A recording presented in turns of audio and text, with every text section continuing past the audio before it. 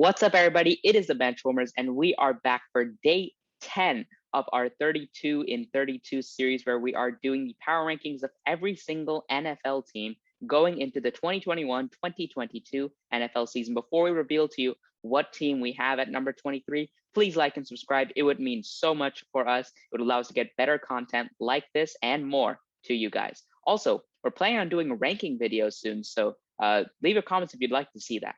Anyways, at number 23, we have the Carolina Panthers. Yeah, the Panthers didn't have the best season last year. They went 5-11, which made them third in the division because of the Atlanta Falcons being worse. They had the 21st offense in the league, which is below average. But do remember that this was without CMC for most of the year, their best player. Instead, they had Mike Davis at running back, who's actually pretty good, but definitely not CMC's level. They also had the 16th best defense, which is literally right in the middle of the pack. So that could have been better, could have been worse, but definitely there is some bright spots there, including Jeremy Chin, who is excellent as a rookie. He played both safety and linebacker and excelled at both. Then also Derek Brown, who they took in the first round, was solid for them as well. So overall, this was a pretty young team that definitely has some more room to improve. And where can you improve the most organically? The draft. So with the draft, they had several decent selections. At pick 8, they shocked the world, the NFL world, by taking J.C. Horn as the first cornerback off the board. And a lot of people were initially quite surprised, but upon further analysis, it wasn't too crazy of a pick. J.C. Horn definitely is very talented. He has that sort of cornerback mindset. I think if you talk about like mindsets of a cornerback, they're out to try to get into your head. I think Patrick Surtain, who is widely considered to be the better cornerback and probably is the more talented cornerback, is more of a refined like personality versus J.C. Horn is more like a loose cannon. So I think he could be a Richard Sherman, or he could flame out and have locker room troubles within the next few years and be off the team.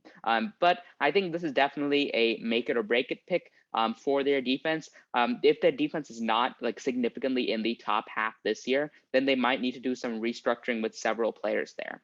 Additionally, they took a couple of other picks that I really liked on the offensive end, including Terrace Marshall from LSU with the 59th pick. I think that was definitely a really solid pick.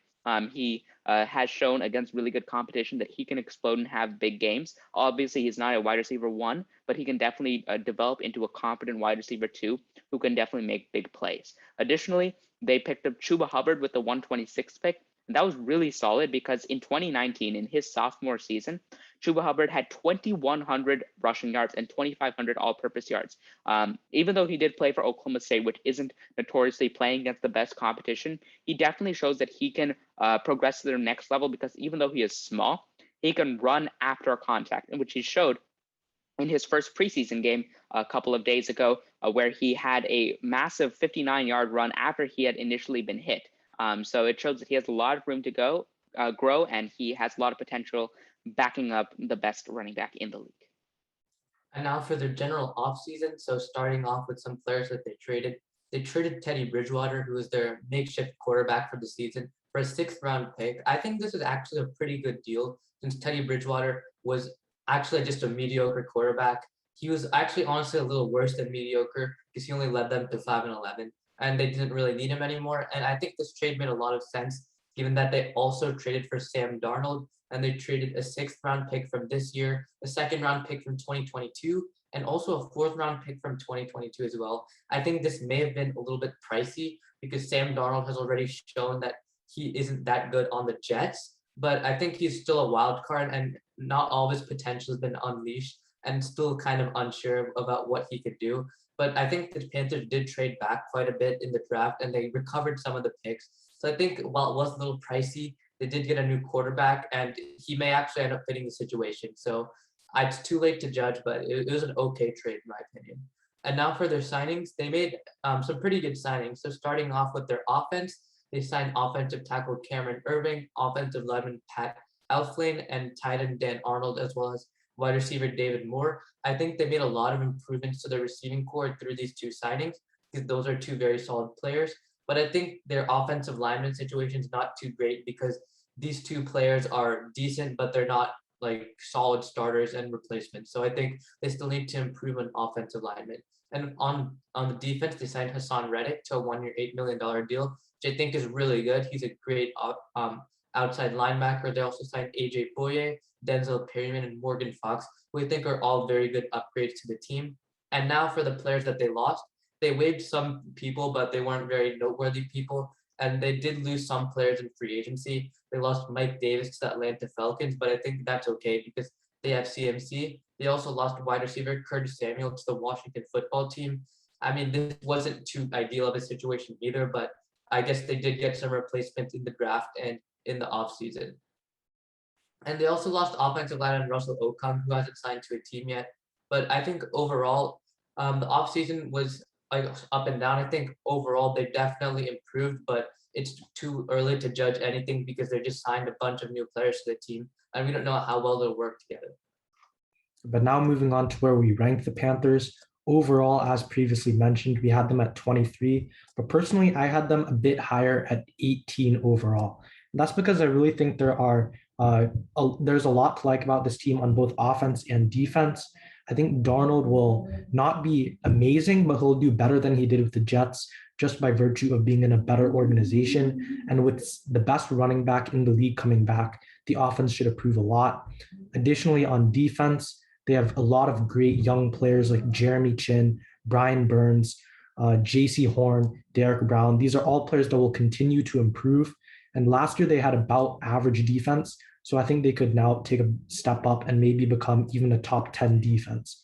So overall, this is maybe about an average team on both sides. So I think 18 in the league is a reasonable placement for them.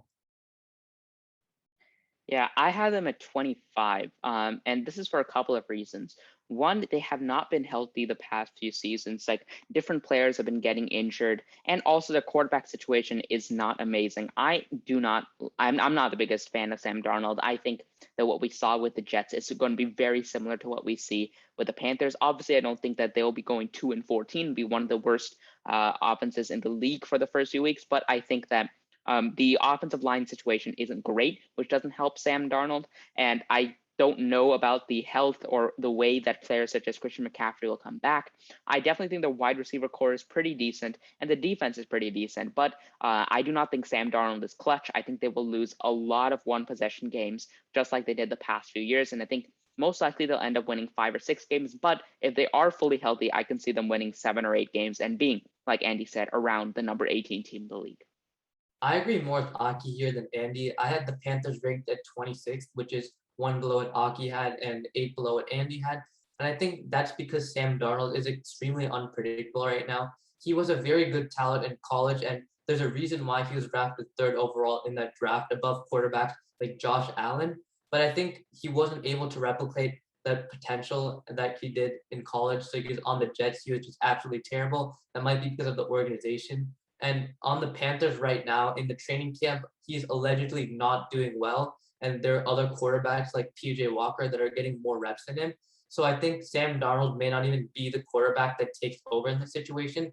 And they may have to rely on someone from the XFL like PJ Walker, who I think is still pretty good, but he's not very good as a starting quarterback in comparison to some other teams in the league. So I think whenever you have an uncertain situation at quarterback, it's never a good sign. So I think because of that, even though their defense is trending in the right direction, I think their offense is not. So I had them fairly low, and I don't think they'll do too well this year. That wraps it up for this episode of our Power Ranking series. Let us know whether you agree more with me or with Aki and Rohan. If you liked it, remember to like. If you didn't, let us know why in the comments below. Also, please remember to subscribe because we are on the road to hitting 100 subscribers, so we would greatly appreciate it. This is the Benchwarmers, and we're signing out. See ya.